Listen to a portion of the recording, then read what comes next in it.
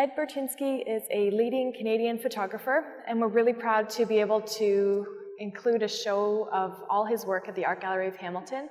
So we just put up this solo exhibition that has over 20 photographs, and it's on the occasion of a gift that he gave to the Art Gallery of Hamilton of over 76 photographs, which are now in our permanent collection.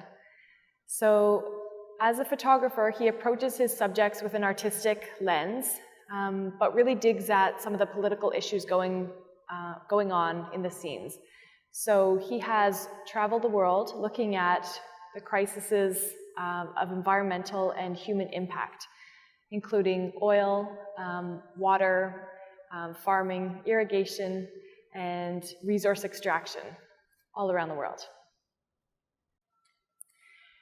Burtynsky actually is from Ontario and has roots in the region. So he grew up in St. Catharines, and that's where his interest in manufacturing actually began.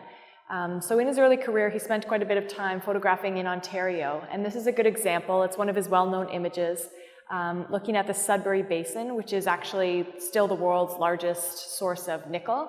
And what appears to be lava is actually nickel, and it's turned red because of its oxidization process. So in the early days, he really was looking at how people interact with the landscape, and then how we use the things that come out of the earth, such as minerals and metals, such as this.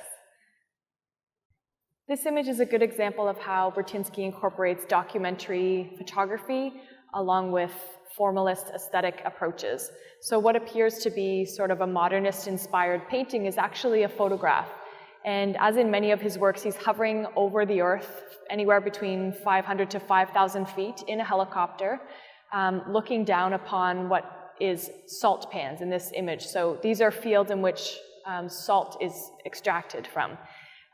Where in other bodies of work, such as oil, he's looking at the many complications and environmental detriment of extracting this sort of massive extraction processes.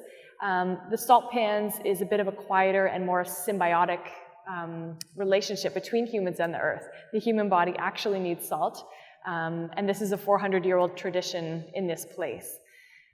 So he doesn't really answer a lot of questions with the environmental issues, but presents them through this very compelling aesthetic, bringing out the issues at hand.